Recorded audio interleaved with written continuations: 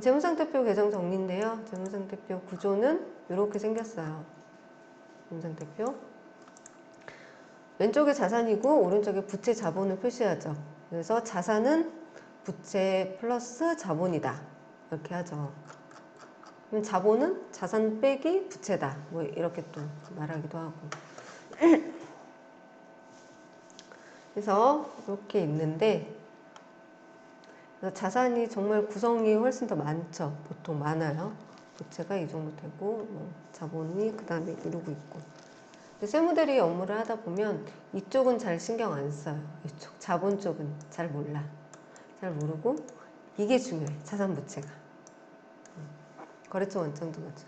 근데 일반 회사 가면 이 자본 쪽이 중요할 때가 정말 많거든요. 중요하지 않은 게 없어요. 그래서 재무상태표를 열어보면 이렇게 이제 뜨는데, 이것도 정말 다양한, 그나마 다양한 계정 과목을 넣었다라고 한 건데, 이걸 가지고 설명을 하면, 재무상태표는 재무제표 작성 마지막이에요. 최종, 완전 최종. 그래서 이게 유동자산, 뭐 비유동자산, 고정자산 뭐 이런 것들이 있는데, 그 옆에다 설명을 다 써놨어요. 이게 뭘 의미하는지, 현장에서 어떻게 쓰여지는지. 유동자산은 1년 이내에 현금화할 수 있는 모든 자산이고, 당좌자산은 1년 이내 현금성 자산이에요. 현금성. 현금은 현금 시제예요. 현금 출납장 등으로 관리를 합니다. 퀵비나 착불, 택배비, 간단한 소모품 등을 구입을 할 때 신용카드를 쓸 수 없는 경우들이 있거든요. 그때 현금을 써요. 그리고 보통예금은 보통예금 많이 아실 거니까 그렇고, 외상매출금은 주요 매출과 관련된 매출대금 관리 계정이에요. 받으러옴은 매출 일으키고 매출처에서 어음을 받은 경우에 아까 외상매출금 반제하는 회계처리가 일어난다라고 했습니다. 또는 배사했을 때는 받으러옴을 반제하는 회계처리가 일어날 거고요. 단기대여금은 1년 이내 받을 수 있는 빌려준 자금이에요. 그러니까 만기를 2년으로 해서 장기대여금으로 빌려줬는데 결산 시점 되니까 이게 단기대여금인 거죠. 1년 이내에 이제 받을 수 있는 돈이 됐다 그러면 단기대여금을 합니다. 그래서 금전소비대차 약정서 이런 것들이 있어줘야 돼요. 실은. 그리고 미수금은 카드매출대금, 세무서 환급금, 직원 연말정산 추징분, 고정자산 매각, 대금 등에 대해서 발생하는 거를 미수금으로 회계처리를 할 거예요. 그리고 외화 외상매출금은 여기 외상매출금하고 똑같고요. 다만 이제 외화를 나는 별도로 관리하겠다 그러면 하나 만든 겁니다. 선급금은 이제 상품 원재료 비품 등을 매입을 하기 위해서 돈을 먼저 준 거예요. 그래서 이거 중요한데,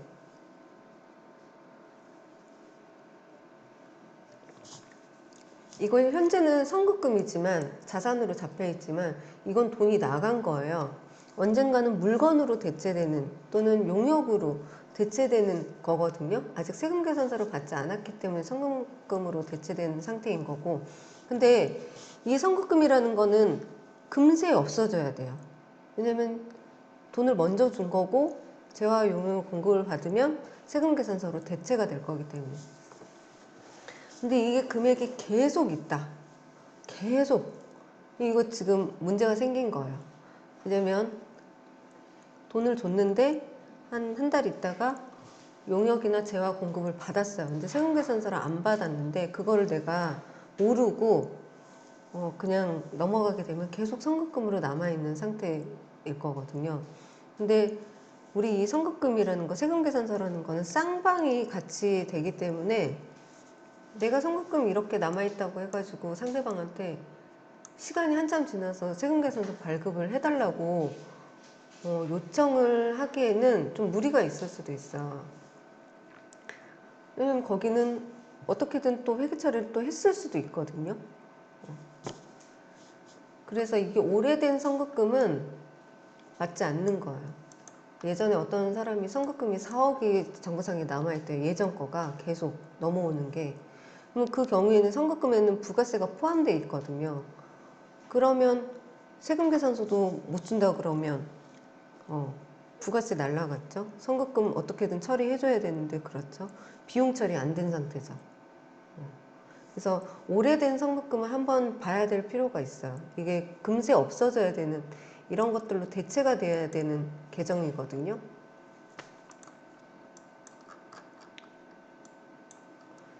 성급 비용은 이제 보험료를 생각해 보시면 되겠어요. 네.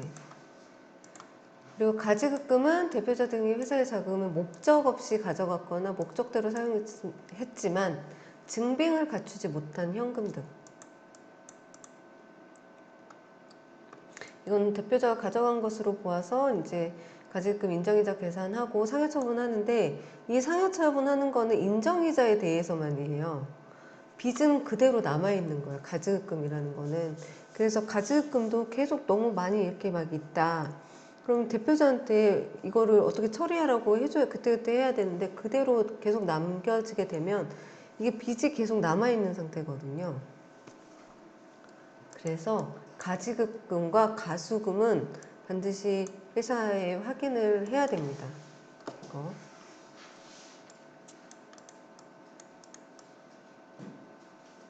이거를 이제 가지급금이 계속 쌓이는 거, 그거를 알려주지 않으면 이제 회사에서 문제를 삼을 수도 있고, 또 세금계산서 발급한 매출대금을 법인통장으로 받아야 되는데 대표자가 받았어요. 그러면은 외상매출금은 없어야 되는 게 맞는데 외상매출금 잔액이 남겠죠. 이거 돈 다 받았는데, 그러면 외상매출금 없애려면 상대 계정이 있어야 되는데 통장에 돈이 들어오지 않는 이상은 그거는 가지급금 상태로 돼버리는 거예요. 그래서 이런 것들도 가지급금이 될 수도 있다.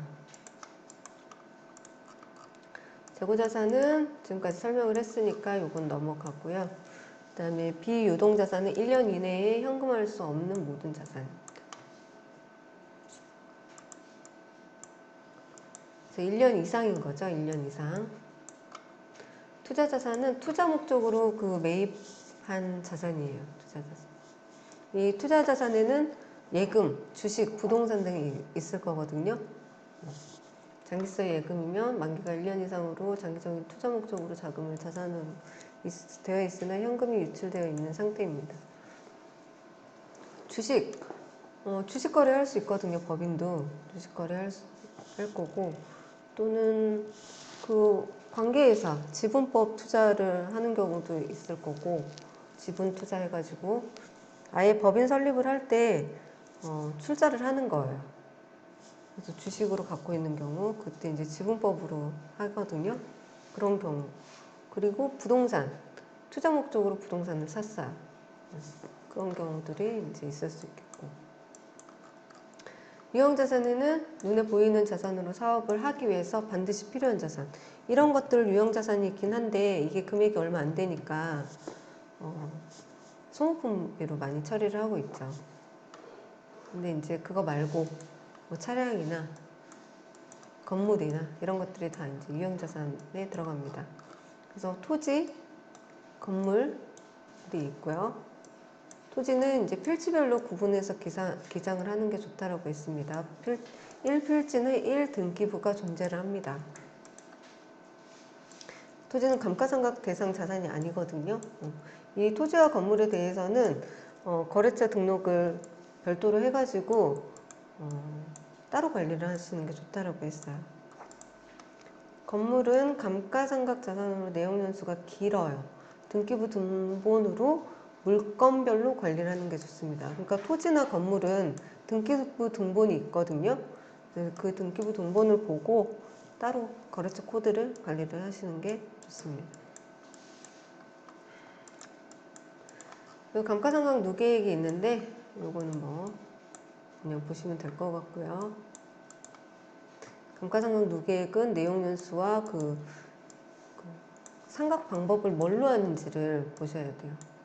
차량 운반구는 5년 정액법을 많이 쓸 거거든요. 정액법으로. 빗품은 5년 하고 정률법을 씁니다. 정률법. 시설장치는 식당 같은 경우에는 시설장치를 8년을 써요. 8년. 내용연수를. 그리고 일반적으로는 5년을 쓰고요. 다른 것들은 매각도 할 수 있지만 시설장치 같은 경우는 감가상각 누계액이 없어지는 시점이 해당 사업장에서 나왔을 때, 나오면 임차 보증금 받고 이제 다른 데로 이사 가겠죠. 그러면 거기에 대한 시설장치는 이제 없어지는 거예요.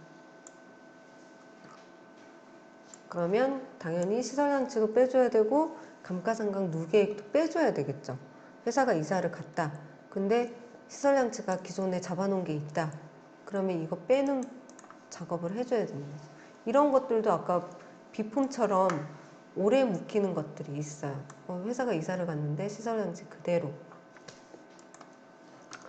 무형자산, 보이지 않는 무형의 자산을 등록하는 거고요. 각종 권리가 대부분 많이 있어요. 그러니까 법률적으로 등록해야 인정받을 수 있는 권리가 있고, 이 대금 지급으로 끝나는 권리가 있고, 회사에 소프트웨어 사는 경우도 무형자산을 처리합니다. 영업권은 이제 돈으로 주고 사는 경우가 많거든요. 세금 계산서가 있는데 세금 계산서가 없는 영업권도 있어요. 그때는 포괄 양도양수를 했을 경우에 세금 계산서가 없어요. 보통 5년의 내용연수를 사용을 합니다. 그리고 무형자산은 무조건 정액법으로 쓸 거예요. 그리고 상표권, 특허권, 무조건이라고 하기는 좀 그렇다. 대부분 정액법으로 쓸 겁니다. 그리고 상표권, 특허권은 특허청에 등록이 되어 있어야 돼요. 그래서 원래는 실질 가치가 되게 높은 건데 이게 상표권이나 특허권은 실질 들어간 비용만 장부 처리를 할 수가 있거든요. 다른 것들도 마찬가지로.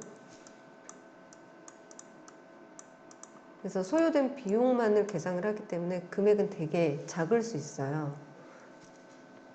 상표권의 내용연수는 5년이고 특허권의 내용연수는 7년입니다. 근데 이거를 팔 수도 있거든요. 그러면 팔 때는 그 가치, 내재된 가치를 다 넣어가지고 비싸게 팔겠죠. 그러면 이런 경우에는 무형자산 처분이익 뭐 이런 것들이 갑자기 확 생길 수 있겠죠. 얘도 없애줘야 되니까. 소프트웨어는 보시고요. 기타 비유동자산.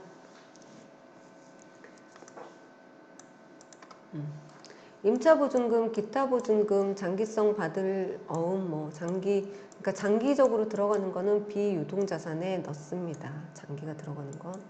임차보증금하고 기타보증금 많이 있을 거라서 사업장 임차하기 위해서 임대인한테 지급하는 돈이고요. 그러니까 임차가 다 끝났으면 이제 나오면 임차가 보증금을 돌려받는 거죠. 그래서 얘는 자산으로 잡혀 있어요. 돈은 실질적으로 나갔지만 언젠간 다시 들어오는 돈. 그리고 기타 보증금도 이제 언젠가는 들어오는 돈.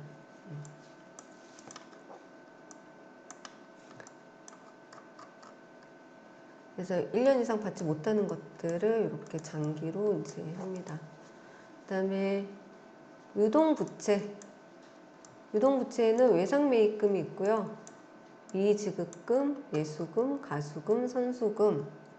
또 뭐가 있을까? 미지급세금, 미지급비용 이런 게 있네요. 외상매입금은 주요 매출과 관련된 매입대금이고요. 미지급금은 주요 매입대금 외의 매입대금이에요. 이외에. 그러니까 이게 미지급금하고 미지급비용을 헷갈려 하시는데 저도 헷갈렸고 이거는 세금계산서를 받았다는 것은 세금계산서를 받았어요. 그러면 재화와 용역의 공급이 끝났죠. 재화와 용역의 공급이 끝났어요. 세금계산서를 받았다라는 거는. 그러면 돈을 줘야 되는 게 확정이 됐죠.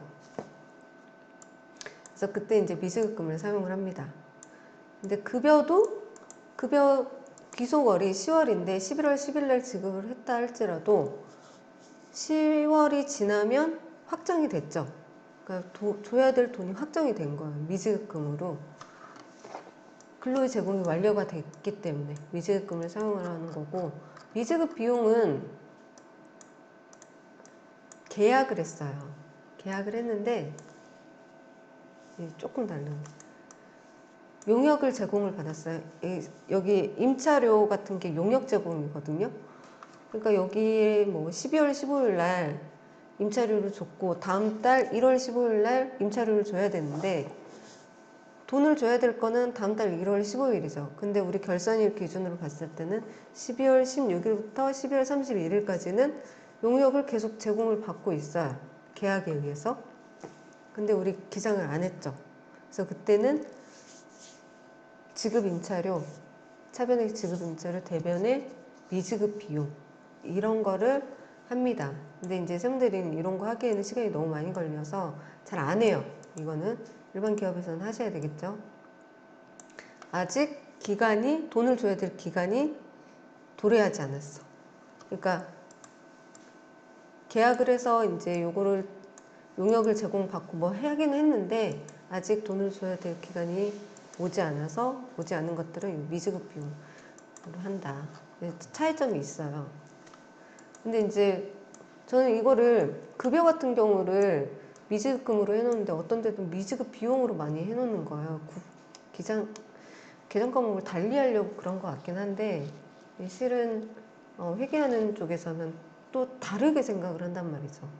미지급금과 미지급 비용 다르기 때문에 선급금과 선급 비용이 다르듯이 다른 거예요. 예수금은 뭐 이런 거 원천세, 뭐 소득세, 사대보험 등이 있을 거고요. 그러니까 어떤 비용을 잠깐 갖고 있는 거예요. 그러니까 지급할 거에서 공제하고 잠깐 갖고 있는 거. 가수금, 회사에 자금이 없어서 대표자가 자금을 넣는 거예요. 근데 이때 이제 가지급금 있으면 가수금하고 상계를 할 수도 있거든요. 근데 이거를 무조건적으로 상계를 하면 안 되고 가지급금은 가지급금이고 가수금은 가수금일 수도 있어요. 그래서 이런 경우가 제가 그냥 이렇게 그냥 대체 상계를 했더니 이 가수금은 가수금 놔둬야 된다 하더라고요. 그때 이제 그 대표자가 주주가 아니었어요. 그냥 월급 받는 대표자였거든요. 그래서 그런 경우가 있다 그러면 그대로 놔둬야 된다. 그리고 이제 가수금이 너무 많은 데들은 이제 매출 누락을 의심할 수도 있으니까 이 가수금이 계속 늘어나는 건 좋지 않다. 왜 가수금이 늘어나는지 파악을 해야 됩니다. 선수금, 이것도 아까 선급금과 동일한 거예요. 오래된 선수금이 있으면 이거 세금계산서 발급 안 한 거거든요. 그죠? 선수금을 돈을 받은 거예요. 재화와 용역의 공급이 끝난 거가 있을 수도 있어요. 그러면 어쨌든 선수금은 없애줘야 되는데 없애려면 방법을 또 찾아야 되겠죠. 오래된 선수금 같은 경우. 미지급 세금은 이제 세금 신고를 했는데 납부 기한까지 아직 납부하지 않은 거. 그래서 이제 따로 개정을 해놓는 거고 기한이 지나서 미납한 것도 미지급 세금에 포함이 되어 있을 거고요. 그 다음에 미지급 비용은 설명을 했고 장기 차입금은 그러니까 1년 이상 차입금인 거고요. 퇴직급여 충당 부채는 퇴직금 지급 대상이 되는 결산일 기준 퇴직한다는 가정하에 전 직원이 퇴직한다는 가정하에 지급해야 될 퇴직금 총액입니다.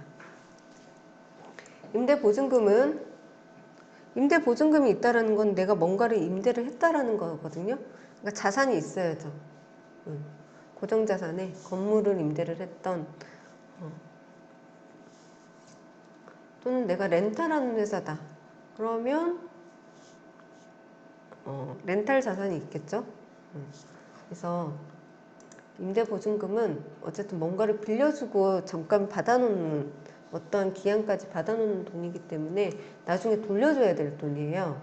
그래서 이건 부채인 거예요. 돈은 들어오지만 부채인 거. 회사채 있는데요. 회사가 시설투자 운영 등을 위해서 장기 자금을 조달하기 위해 발행하는 채권 이렇게 돼 있는데 이거를 통장에 회사채로 발행한 게 돈이 들어왔다고 해가지고 단기 차입금이나 장기 차입금으로 하면 안 돼요.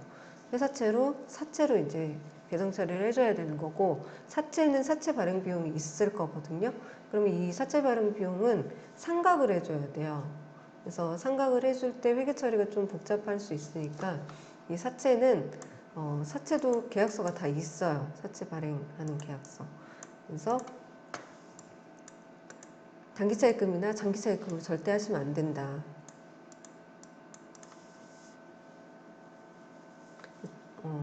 이게 저도 사채 발행한 걸 처음 봤거든요. 실물로 본 게. 근데 입금되는 게 은행에서 입금이 되니까 차입금처럼 보여요. 근데 차입금이 아니라는 거죠.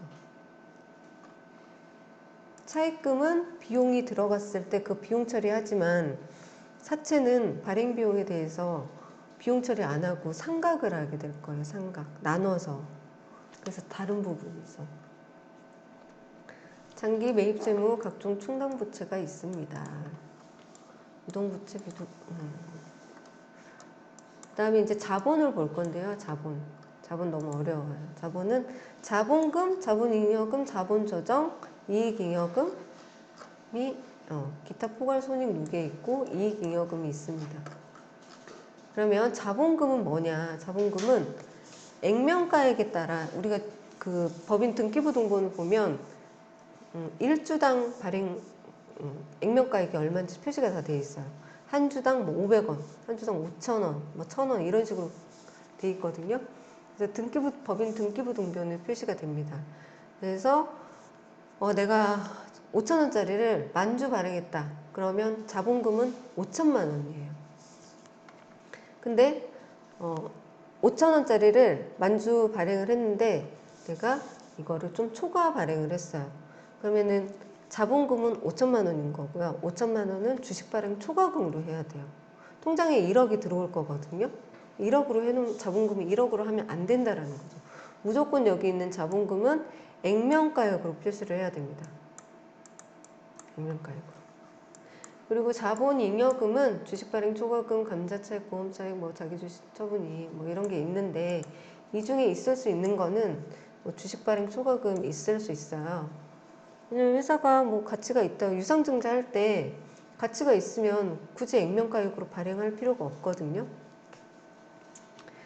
그래서 이런 이제 주식 발행 초과금은 배당을 할 수 있는 재원이 될 수가 없어요. 배당을 할 수 있는 금액이 안 된다라는 거죠. 이 금액은 자본 전입과 결손 보전 이외의 목적으로 사용할 수 없다. 뭐 이렇게 돼 있어요. 그리고 자본 조정은 이렇게 자본금, 자본잉여금, 이익잉여금 이렇게 넣을 수 있는 계정들이 있는데 이거에 넣기도 뭐하고 저거에 넣기도 뭐한 그러한 계정들이 있어요. 그런 금액들이. 그러면 그런 것들은 자본 조정에 넣습니다. 그래서 주식 할인 발행 차금, 건설이자, 뭐 자기 주식, 뭐 신주 발행비, 미교부 주식 배당금 이런 게 있을 수 있는데 이런 것들은 자본 조정에 해당한다. 주식 할인 발행 차금은 주식 유상증자를 했어요. 액면가액 이하로 발행할 수도 있거든요. 5,000원짜리를 정말 액면가액은 아까 등기부 등본상에 액면가액이 있다 그랬잖아요. 그것대로 발행을 해야 돼요. 근데 가치가 우리 회사 가치가 3,000원 주당 3,000원짜리밖에 안 돼. 그러면 3,000원짜리 회사를 5,000원 주고 사겠어요? 그래서 할인 발행하는 경우도 있어요. 그때는 자본금을 액면가액으로 해놓고 할인한 거는 할인 발행 차금으로 넣습니다. 이거는 이제 상각을 해줘야 돼요. 비용 처리를 그때그때 3년 이내의 기간으로 상각을 하는데 이익잉여금이 그러니까 당기순이익이 없으면 이익잉여금이 없으면 넘겨서 차기 이후에 2월 상각이 가능합니다. 그리고 이러한 분계는 이제 6년 3월에 분계를 합니다. 기타 포괄손익 누계액은 좀 보시고요. 이런 일들은 뭐 많이 우리가 하는 거는 많이 없어가지고 보시고 이익잉여금은 많이 보실 건데 그 중에 많이 보는 거 뭐 미처분 이익잉여금, 당기순이익 이거 보실 거예요. 당기순이익. 이익잉여금은 정말 뭐 종류가 많기는 많은데 우리가 많이 하는 거는 이 정도니까 미처분 이익잉여금은요. 설립 시부터 현재 결산일까지 처분하지 않고 이월된 금액하고 이제 단기 순이익이 단기 순이익이 나오잖아요. 그거를 합한 총액이에요. 그러니까 전년도까지는 뭐 처분 뭐 이것저것 했을 수도 있잖아요. 그 처분하고 나머지 지금까지 넘어온 금액들 그거에다가 단기 순이익에서 올해 처분하는 것들도 있을 수 있잖아요. 그러면 그 처분하고 난 진짜 지금까지 아무것도 하지 않은 순잔액. 그래서 이걸 딱 보여주잖아요. 이런 질문을 받은 적이 있어요. 미처분 이익잉여금이 16억이 있어요. 내 통장에 돈이 16억이 없는데? 이런 문의를 받은 적이 있어요. 그래서, 아, 사업자들은 이렇게도 생각할 수 있겠구나. 통장에 16억이 없다는 거. 이걸 설명을 해줘야 돼. 왜 16억이 없는지. 근데 내가 가져간 건 아니잖아요. 실은. 그래서 재무 상태표로 분석을 해야 돼요. 왜냐면 이 16억에는 손익계산서에 반영되어 있는 당기순이익이 누적돼서 이렇게 넘어온 것들이잖아요. 그럼 손익계산서에 반영되지 않는 것들, 유형자산을 샀어요. 그죠? 감가상각비가 아직 반영이 되지 않은 것들, 그런 것들은 자산에 남아있죠. 근데 돈은 이미 다 지불이 다 된 상태예요. 그러니까 통장에 돈이 없죠. 또 임대보증금 나갔어요. 그러니까 그런 것들을 다 플러스 마이너스 해가지고 정확하게 나오진 않아요. 근데 그래서 미처분 이익잉여금이 이렇습니다. 또는 기존에 처분한 것들도 같이 다, 그러니까 처분 다 했구나. 그래서 재무상태표 가지고 왜 통장에 1억밖에 없는지를 설명을 해줘야 돼요. 이것만 봐서는 16억이 있을 것 같거든요. 근데 실질적으로 16억이 통장에 없기 때문에 궁금해해요. 아, 이런 거를 문의를 하더라고요. 아, 그럴 수도 있겠구나. 그래서 여기 이제 재무상태표도 계정 과목은 많아요. 이거 외에도 회사마다 특성이 있기 때문에 정말 자본 쪽에 거래가 많은 회사들은 여기가 이런 계정 과목들이 있는 이유가 다 있겠죠. 있으니까 있는 거니까. 그래서 우리가 아는 그 회계 처리가 되게 축소되는 것들이 많거든요. 거래가 뭐 이렇게 많은 게. 그래서 그 다트 들어가면 지금 그 상장회사들은 다 재무제표를 공시를 하거든요. 그거 한 번씩 보세요. 그래서 잘 안 봐. 안 보는데 어떤 계정 과목을 쓰는지 보시면은 될 거고. 근데 거기는 IFRS로 하기 때문에 조금 눈에 안 들어올 수 있어요. 근데 정말 계정 과목이 많다. 네, 여기만 있는 것도 우리가 그 세무대리나 좀 중소기업들이 많이 하는 것들 위주로 모아놓은 거니까 이것만이라도 아시면 이것도 이러한 거래가 왜 일어났는지 그 근본을 알면 새로운 거래가 일어났을 때 계정 과목을 뭘로 설정할지는 할 수 있어요. 왜냐면 이거 뭘 것 같은데 라는 생각이 들면 그 키워드 네이버 찾아보면 이거는 이러한 계정 과목을 쓰세요라고 나오거든요. 그래서 이 원칙을 알면 네, 체크할 수 있습니다. 그래서 마무리 해가지고 지금 이제 결산의 흐름 해가지고 봤는데 결산 자체를 다 볼 수는 없고 이러한 방식으로 결산이 이루어지고 있어요 라고 이제 맛보기 형식처럼 본 거예요. 네. 뭐 물론 이제 재무제표에는 원가명세서하고 이익잉여금 처분계산서도 있지만 그거는 이제 제외하고 손익계산서하고 원가명세서는 계정 과목 비슷한 것들이 많잖아요. 다만 뭐 500번대냐 800번대냐 이런 거지. 그리고 이익잉여금 처분계산서는 이익잉여금 처분계산서는 기준에 전년도까지 처분되지 않은 미처분 이익잉여금과 단기에 발생한 단기 순이익을 가지고 올해 처분을 어떻게 할 것인가 라고 나타내는 표라고 생각하시면 돼요. 그래서 이거는 지금 뭐 계정 과목 구분하고 하는 거는 내가 판단을 해서 이렇게 구분을 하지만 합리적인 거를 선택을 해주면 되거든요. 근데 뭐 물론 이제 기업 회계 기준이라는 게 있기는 하지만 그거를 잘 모르더라도 우리 업무를 계속 하다 보면은 이거는 이런 거겠지. 계정 과목만 정확히 몰라도 이런 게 있겠지. 이런 거를 처리하면 되겠지 하는 판단이 생겨요. 계속 하다 보면. 그래서 그것만 알면 어떠한 새로운 거래가 있어도 어렵지 않다. 네. 그래서 네. 그래서 이렇게 해서 결산의 흐름을 좀 봤습니다. 네.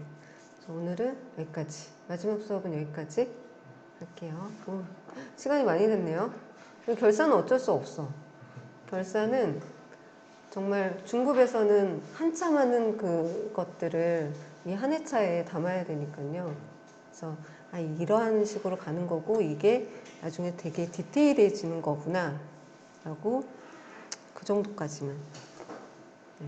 수고하셨어요. 네. 고맙습니다.